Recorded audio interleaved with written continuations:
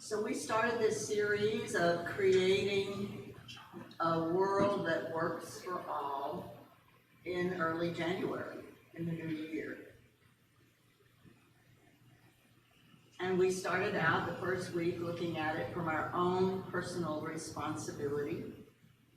How could we make a difference in creating a better world? And we looked at ministers' responsibilities the next week, and churches' responsibilities, and how we could each in our own way find ways to create a world that works for all.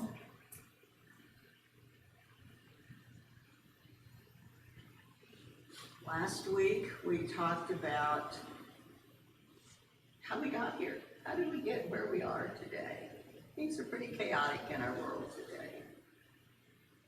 We can be upset about it and we could take sides, but it wouldn't do any good because we're where we are today because of where we've come from. And I have every belief that humans will evolve beyond it. But I think you can't ever figure out what to do and where to go unless you figure out where you've been. So you don't keep repeating it and you don't make a mistake again. So today we're going to deep dive that. We were here last week with that same theme where we, how we got here and where we go from here. And how we got here was that we all have a story. We all have a story. It's the story of our ancestors. You're hanging on to what we've been taught hundreds and hundreds and hundreds and maybe thousands of years by our ancestors. We've created our lives around it, we've evolved our lives around it, and that's our story.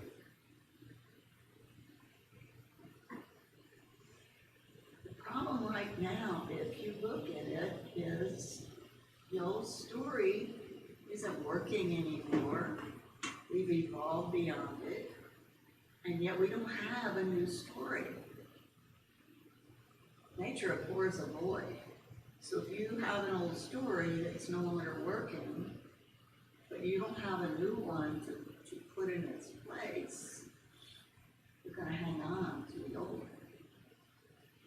It's who we are as human beings. And it has it's caused chaos. What we've been doing no longer works. It does work for some. It works for people who've known how to capitalize on it and you know, to benefit from it. And they certainly don't want to let it go. And that's understandable. It's working for them. It isn't working for everyone anymore. This is what happens as we evolve. But we don't have a new story yet. So with an old story that no longer works for everyone, and no new story, we're in the void. As I said, nature abhors the void. We have a new story. We just haven't embraced it yet. And the way human beings evolve, it may take a while. But we do have a new story to replace the old one. And it's fighting to be heard. But we humans don't want to change. So any new story we bring is going to be scary for us. It's just who we are. We don't evolve quickly. We evolve slowly over time. But this new story that's bubbling up, it's been bubbling up a long time. And it demands that we change. So that's our struggle. That's what we see in the news. That's what's happening. Haven't had this kind of thing forever. And it's not wanting to let go of our old story and embrace a new one because we don't know what that looks like exactly. But as with all evolution, that new story that's struggling to come in, it's here to stay. Mainly because we're too educated, too wise to hang on to what no longer works. But we're still in that struggle. So many of the difficulties that we face on the planet today are because we don't see ourselves connected to all that is. When you come to a place like unity, you hear that we believe we're all one. We were all created by the one Creator. But that's not, I guess, accepted totally yet. We don't see ourselves connected to all it is. Because as humans, it doesn't appear that way. As humans, we believe that we're separate from the elements, separate from the earth, separate from the animals, separate from each other, because that's what it appears. It doesn't appear like we're all one with all that is. And so for thousands of years, we've had that story that we're separate. We've created hierarchies with it. We've created prejudices with it. We've kept others beneath us if they look different or talk differently than we do. And we found ways to justify that belief and that behavior. Mainly because it is our human earthly experience. Mainly because it does appear to be that. But our ancient stories see all of the elements as separate. That's a story that we've all been told. Indigenous people did not, however, believe that. If you've ever spent any time with indigenous people or people of Eastern religions, you know that separate story is not their story. They know they're connected to the earth. They know they're connected to the elements. They understand our oneness with all it is. But for many reasons, over thousands of years, we have looked down on indigenous people, and we've held them back, and we see them as less than. But that is what the American Indians, the Eastern religions teach and believe and experience. They have a deeper sense of connection with the divine in their own day-to-day experiences. If you see it in their costumes and in their dance and in how they worship. But it isn't how we worship, and so we look down on that. They have that understanding because they lived for thousands of years that way, next to the earth. We're grounded deeply in the earth and in that belief system of not being separate from each other. There's a story in the book, and I really can't remember the name of the book, but I imagine you all read it because it was a really highly popular book about 10 or 15 years ago. It was about the woman who got lost in the Australian outback, and she ended up, to survive, she ended up living with the Aborigines to get from one side of Australia to the other. And it was all on foot, and it was with these people. Do you remember that one, Terry? You're smiling like you do. Yeah. If you remember the name of it, tell me. But anyway, and she told the story. She told a lot of stories, but the one that stuck with me was that the Aborigines, when they got hungry and they stopped, they saw a herd of whatever, antelope, kangaroo, whatever they saw. They would stop and they would all go into meditation. And the meditation would be asking the least strong animal in the herd to give itself up for food for them. And they taught her how to do this chant or this meditation along with them. And she said every time an animal would stay back and give itself to them.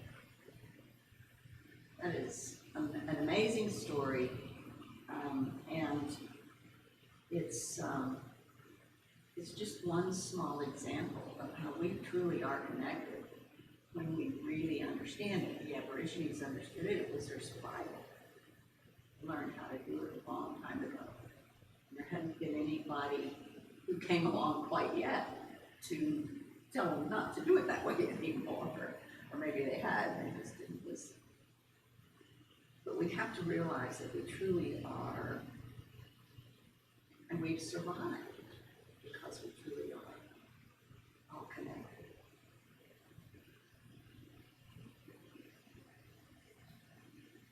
Europeans are new compared to our indigenous people.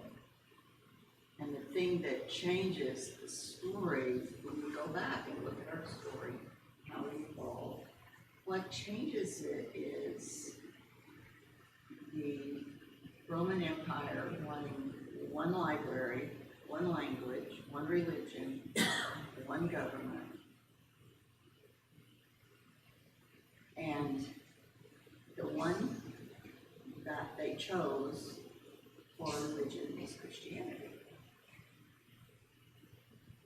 In Jesus' day, there was no Christianity. There was no word called Christianity until 325 years after Jesus died. That was what was chosen by the Nicene Council, the Greek Orthodox Church, to please the Emperor Constantine, was to have that one religion. And that still affects us today.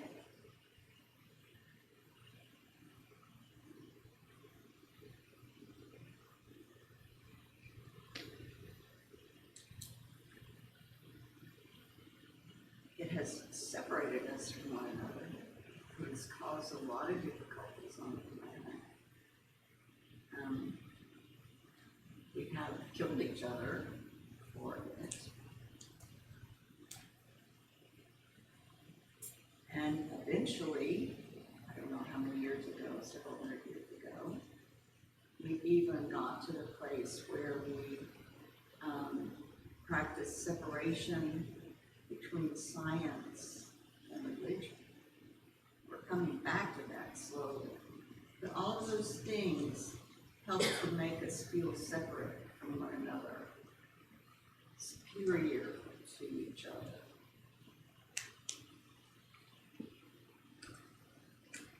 You know, we're told by science that all we are is stardust. We're all stardust. all the same elements of every star in the universe in our chemical makeup. We're all that closely connected.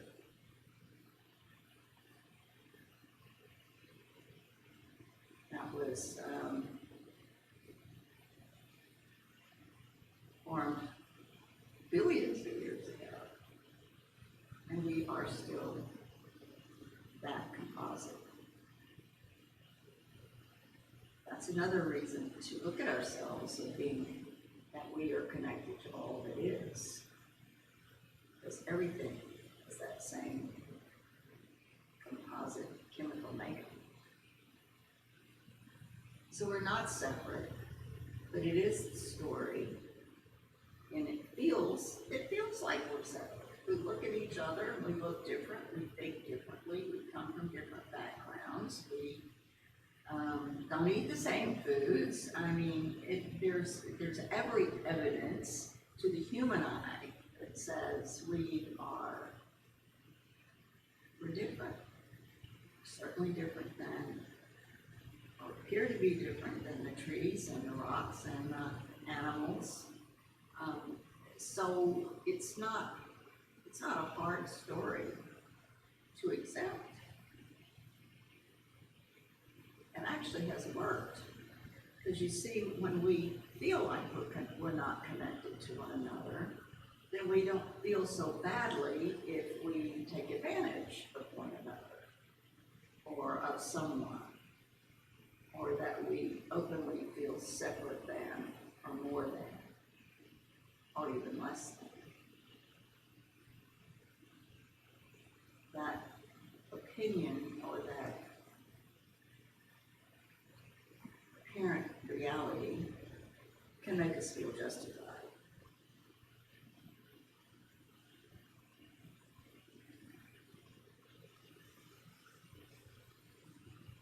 As I said, the feeling of superiority goes a long way, goes back a very, very long way. And religion did play a role in it. 95% of all wars in our history were fought over religion. It stemmed from the Roman Empire, wanting that one religion, what they called the Christian religion. And the desire to make everyone a Christian was paramount. Everybody had to become a Christian, or you got killed. The Greek and Roman Empire, the Orthodox Universal Church, you had to be part of that. Even 325 years after Jesus died, there were people who still followed Jesus. They call themselves followers of the way. They call themselves Gnostics. They believed and lived everything that Jesus taught, but they were still put in prison if they didn't believe in the Christianity. And certainly if you were a Hindu or a Muslim, or any other faith not Christian, you were part of the problem.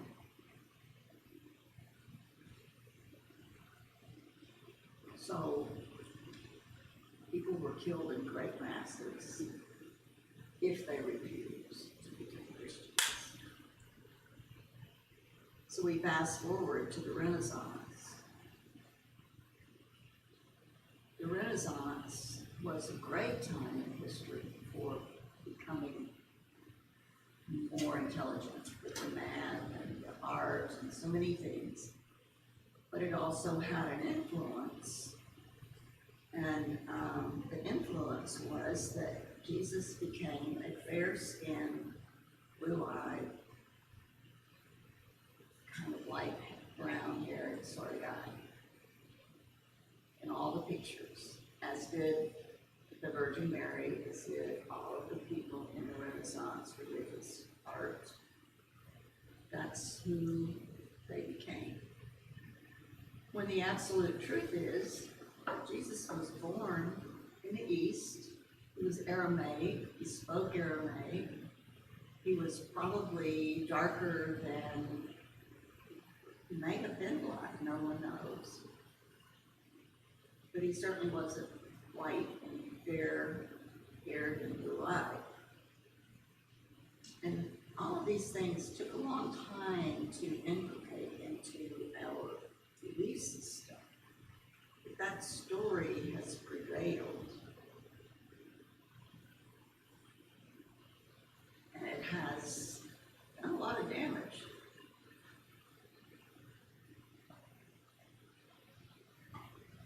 The Crusades started. People were killed just because of their belief system. If they chose to hang on to their own belief system. We came here and we killed off the American Indians, the Aztecs, and the Mayans, because they had a religion that they didn't want to let go of, a spiritual belief system that they didn't want to let go of.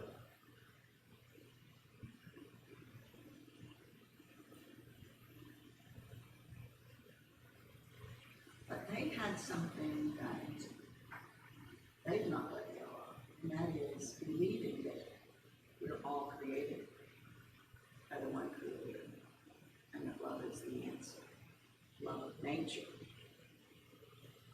love of animals and trees and earth, and every one of these Eastern religions have that as part of who they are.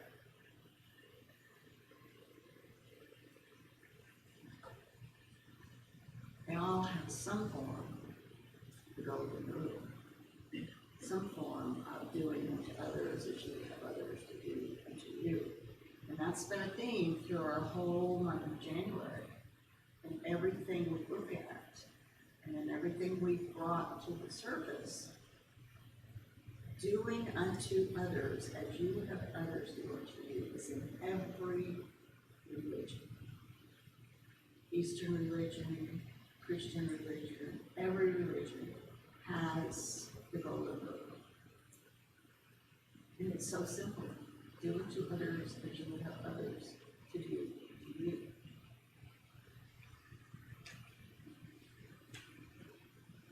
That's what Jesus taught. Jesus did not teach superiority. Jesus was most likely influenced not only by his Aramaic Eastern upbringing, but by the Hindus. There's some evidence in the Dead Sea Scrolls in the Nag Hammadi Library that he went away to study. And that's where some of the missing pieces of nothing being told about his life from the time he was a teenager until he was about 30 years old, was that he was learning what he finally came back and taught for only 3 years before he was killed. And that's what he was getting. But he tells the stories over and over and over in the Bible. Think of the one about the Good Samaritan. You have to understand about this story because the Samaritans were not Jewish. They did not practice the Sabbath. The Jews hated them. In fact, the Jews would not take the shortcut through Samaria to get to the other side. They would walk around the country of Samaria because they believed that if they breathed the air that the Samaritans breathed, this would be against their God. So they really did not like the Samaritans. So here was the Jesus story about the Samaritans. We use the Samaritans in this allegory. So there was a man who was left in the ditch for dead. Jewish man. He'd been robbed, he'd been beaten. He was dying. Because it was the Sabbath, no one of the Jewish faith would take care of him. They even walked on the other side of the road because it was the Sabbath.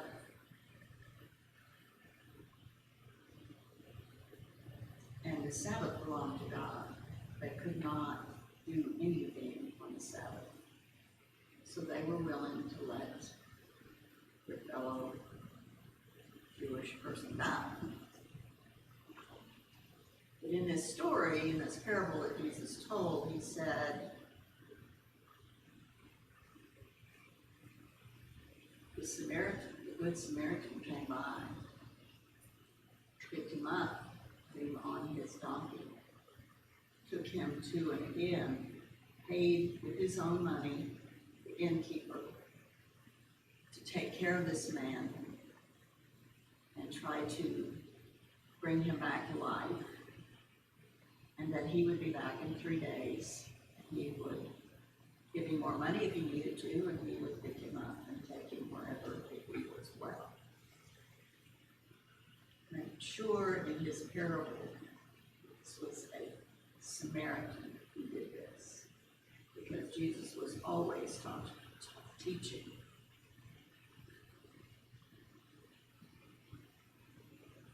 And that was to make a point that the Jewish people do unto others, that you would have them do unto you. Would you not have wanted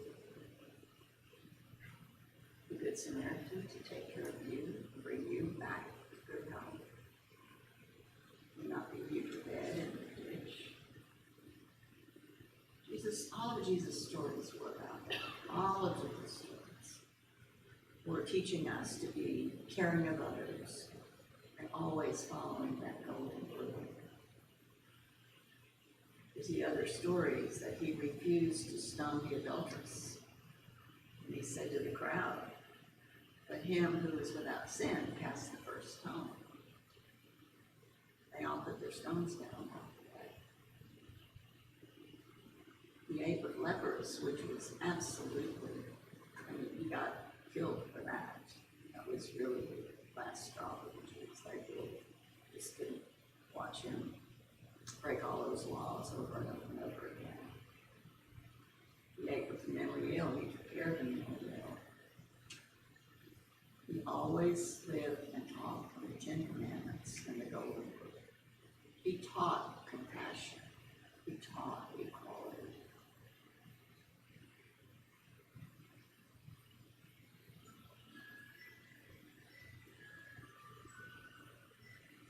We've already talked about this, about the Greek Orthodox Church and Christianity not even happening until 225 years after Jesus died.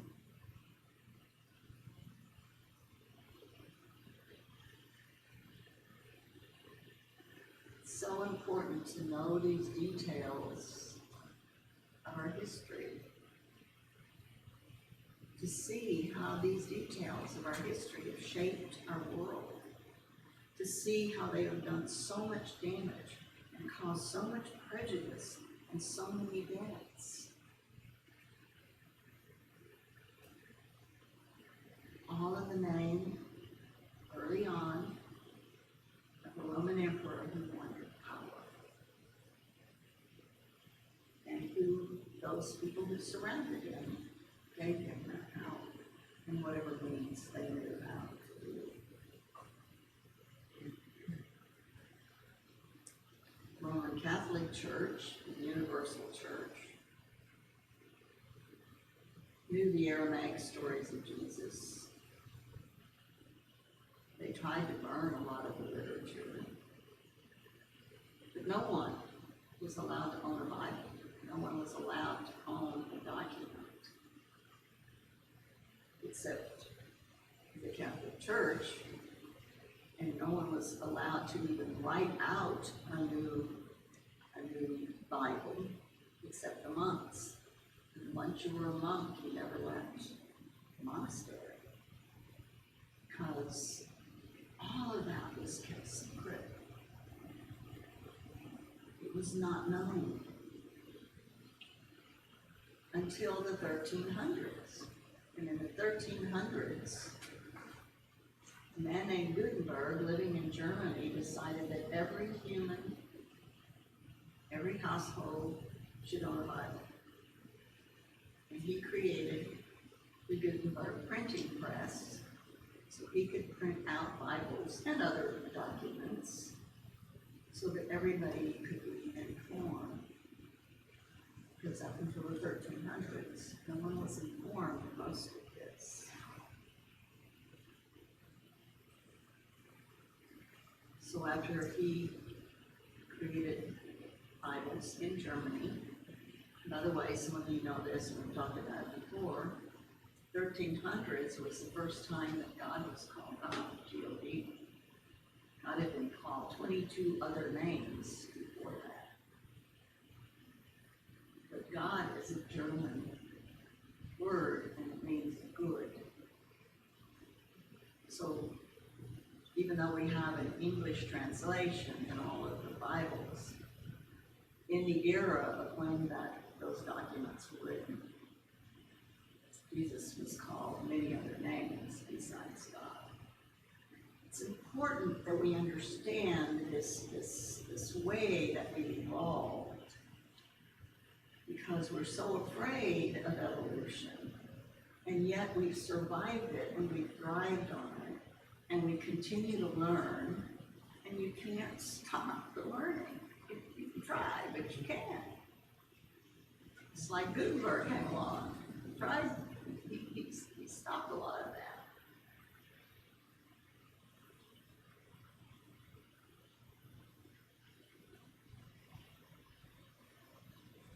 Some of that stuff is stuff we still fight for today. It's amazing that we are still hanging on to that ancestor story. And until we can let it go, we can't write a new story.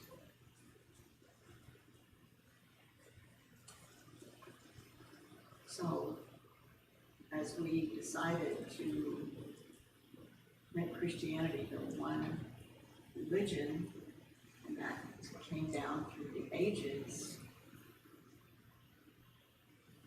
we killed Aztecs and Mayans and American Indians and Africans and anybody whose story wasn't our story. And then come, I don't know how many hundred years ago, a few hundred years ago, science and religion decided to separate.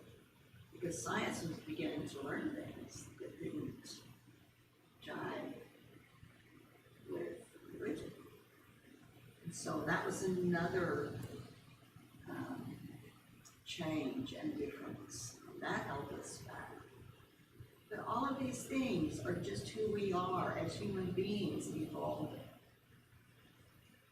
It's not to make us bad or wrong, but we don't want to hide our history or burn our history or keep from learning. You can't move forward till you learn from the past. And that's why right now we're struggling. We don't want to give up that story. It's worked for a lot of people for a long time. And another thing that happened that sort of has made a difference, we started bringing science and religion back together, and the books tell us that the reason that started happening is when the astronauts got out into space and looked back at the globe, at the world from space. And they all got religion when they did that, apparently. At least that's what they came back, each one of them at different times came back to say how amazed that they were and how moved that they were when they actually could get back and see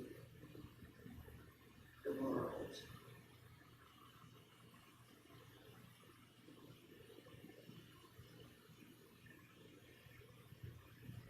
So, the more we learn, more scientific discoveries that we have, we can't put the genie back in the bottle. The news story is going to come back, or come, it can't go away.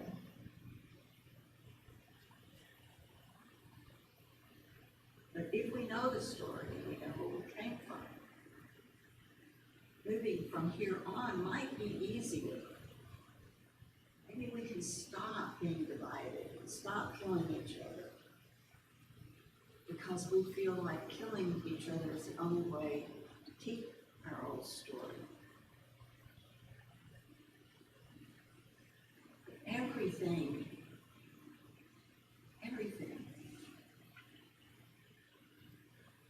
all the teachings that we have, that we've now gotten, and some of them we didn't get these and read them until after 1945, but all of them, the Bible, the Peshittahs, the Dead Sea Scrolls, the Nag Hammadi Library, the teachings of the ancient Samoans and the Aztecs and the Mayans, are all the same. They're all about love.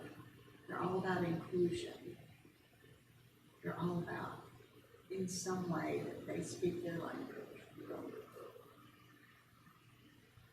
They have a love of the earth. We're running our earth. We're running our oceans. We're running the atmosphere. And we're not being good citizens of our planet. And yet those indigenous people, that's been their thing all along. They loved this planet, and they cared for this planet, and they understood they were part of it. That story will be told. It is being told. It's not being necessarily accepted yet, but it is the new story when we want to embrace it.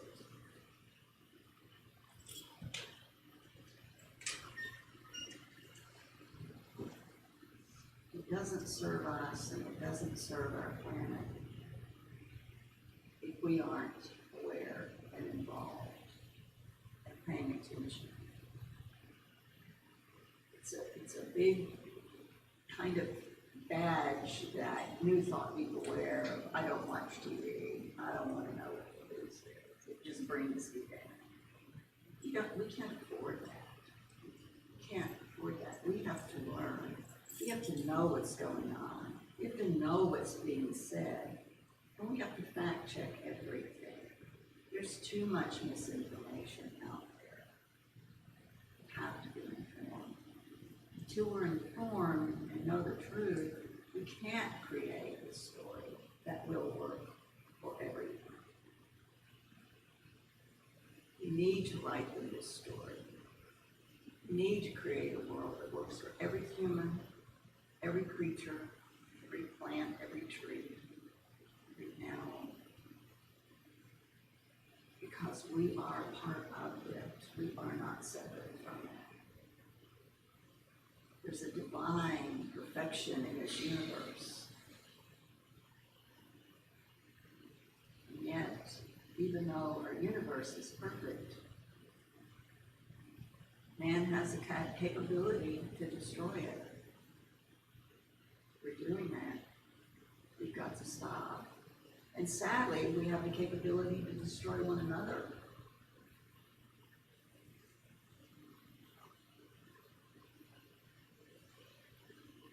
The top title of maintaining our optimism in a negative situation, it's not sounding very optimistic, is it, right now?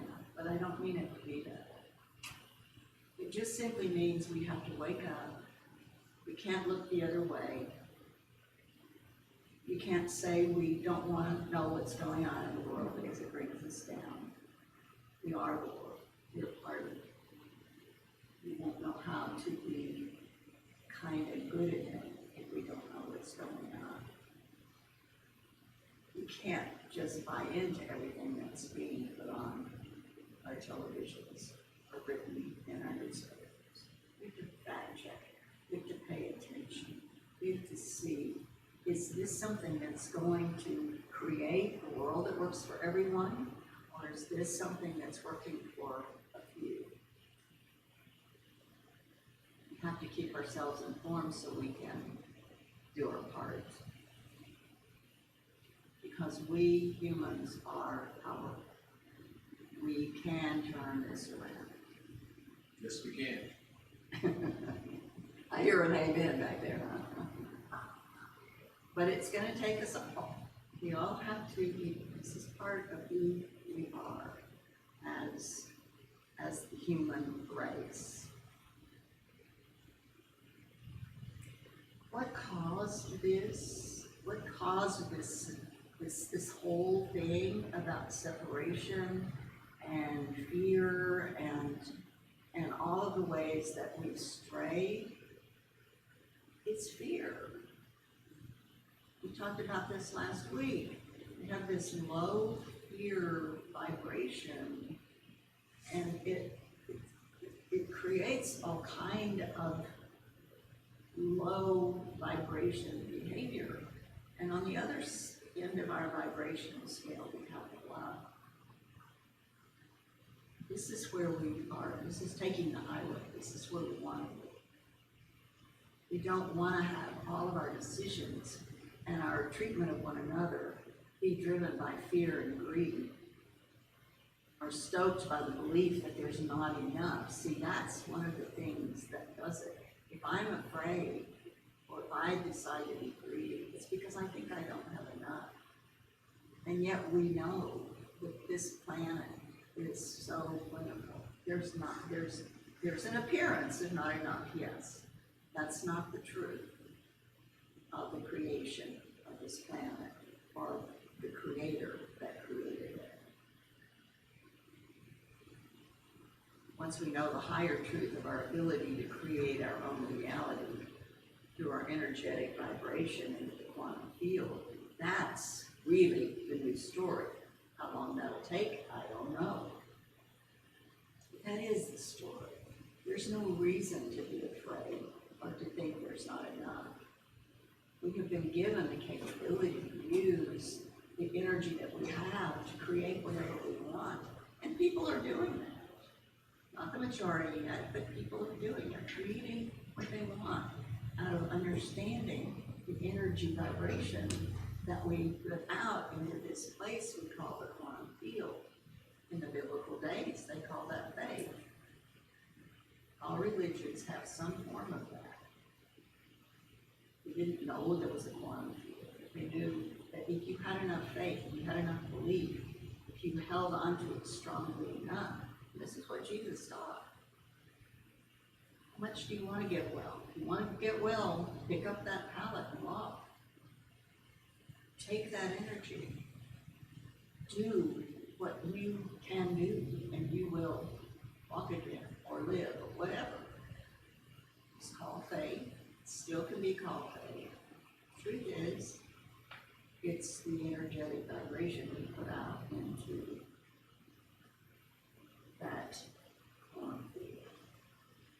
And I'm sure that every single one of you in this room have moved a mountain at some time or another.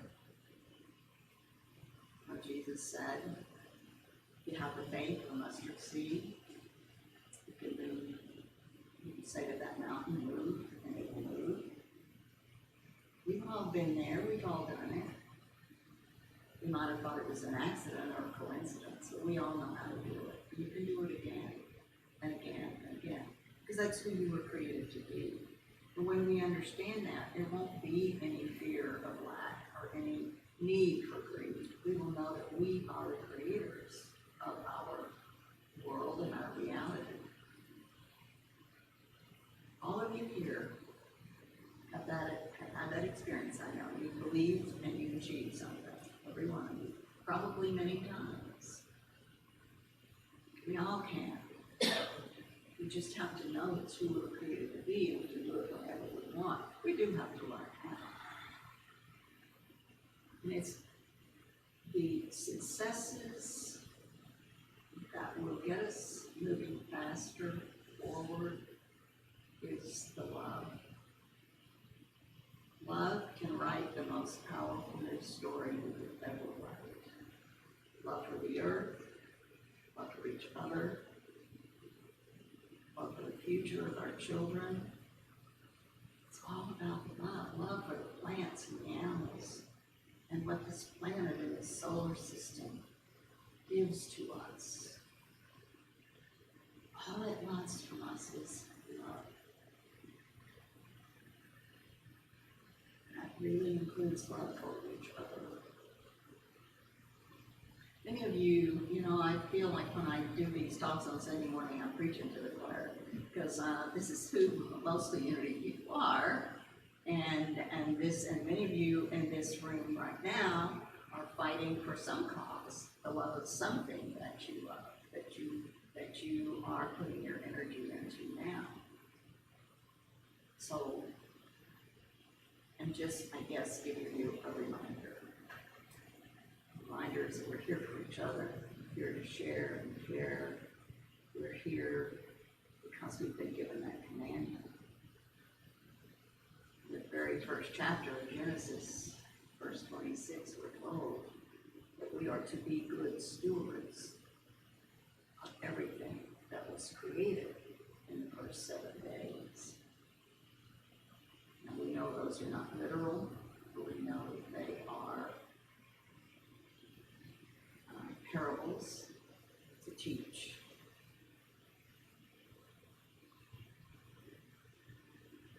So I want to wrap it up by saying we truly are on this planet for each other.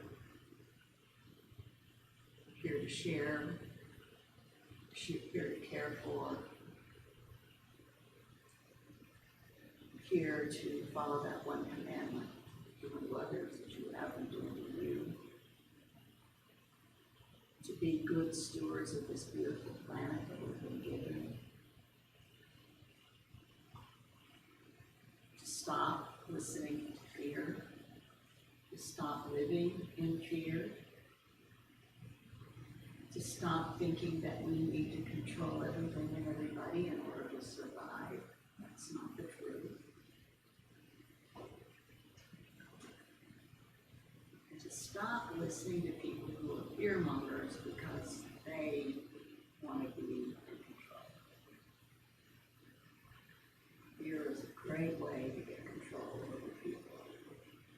Don't fall for it. In any situation that comes up for you, ask yourself, who would love to? Who would love to? So simple. I would love to. Let's take that into time of meditation.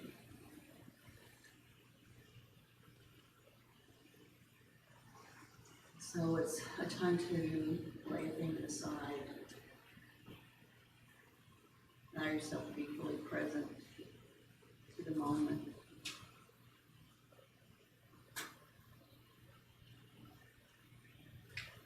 When we meditate, it gives us a deeper sense of connection,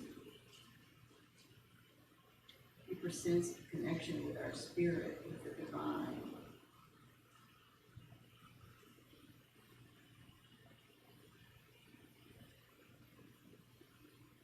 To take us closer to our understanding of our oneness with all that is. Those who spend time in meditation understand that oneness, feel it, and live from it.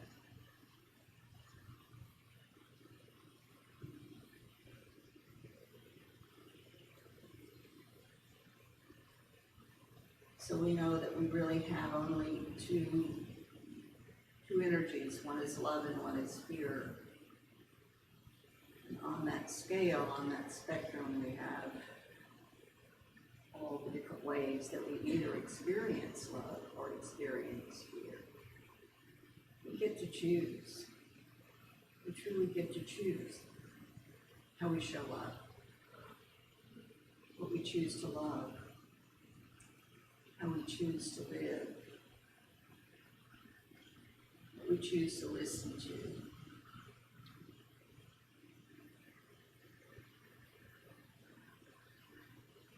We truly do have the ability to create our own reality, to create our own world, to create a world that works for us and for all. It's a choice we make. It's a choice we've been given.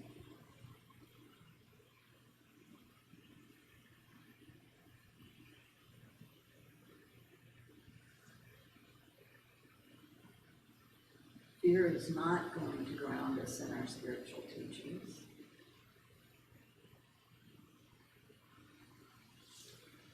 Only love will ground us in our spiritual teachings.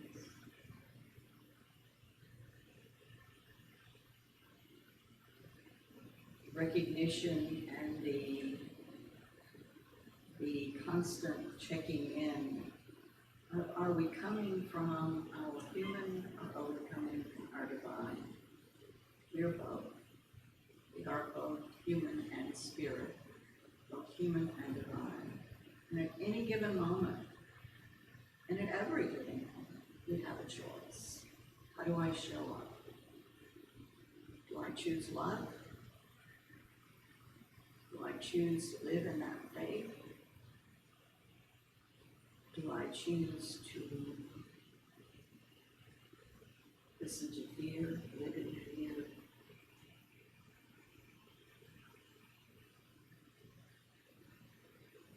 I get to choose. You get to choose. We all do. And yet we all know what we want. We want to survive with this beautiful planet, this beautiful solar system. We live here in Rockwood because there's beautiful water and the animals and the birds and the trees. Each of us who live in this town love this town for what it has to offer. We're here to preserve that as well.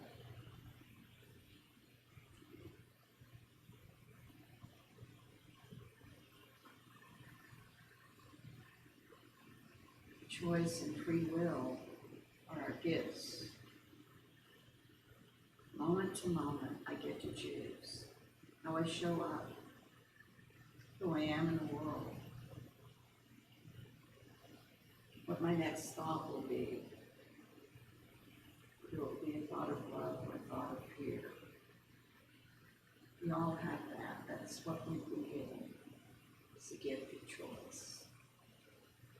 So ask yourself today, what do I choose? In any situation, what would love look like?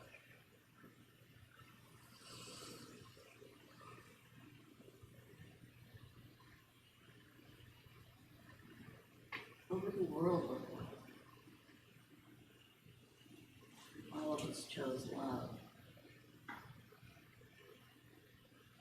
All of us let go of that old story that no longer serves.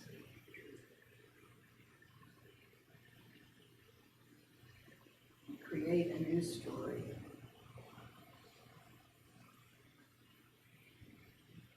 A story that works for everyone. We can't help another without helping ourselves, and we can't hurt another without hurting ourselves. What will we choose?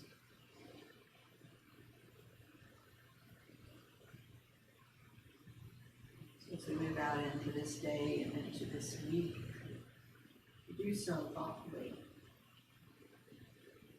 We do so with a deeper sense of connection to our divine self, to our ability to take the high road in any situation, no matter what others are saying or doing or thinking.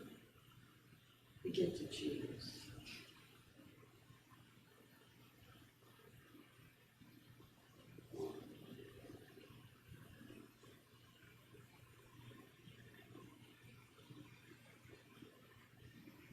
So the question to help us always choose is what would love do? What would love do?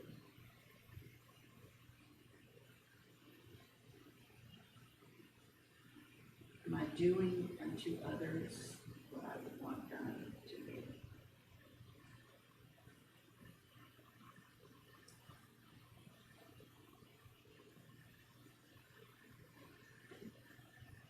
So we give thanks that we do have the ability to choose, the gift of choice, the ability to turn around at any time, to think differently, to be different, show up differently. We have that choice, and for this we give thanks. We no longer have to feel like victims because we're not. We get to choose.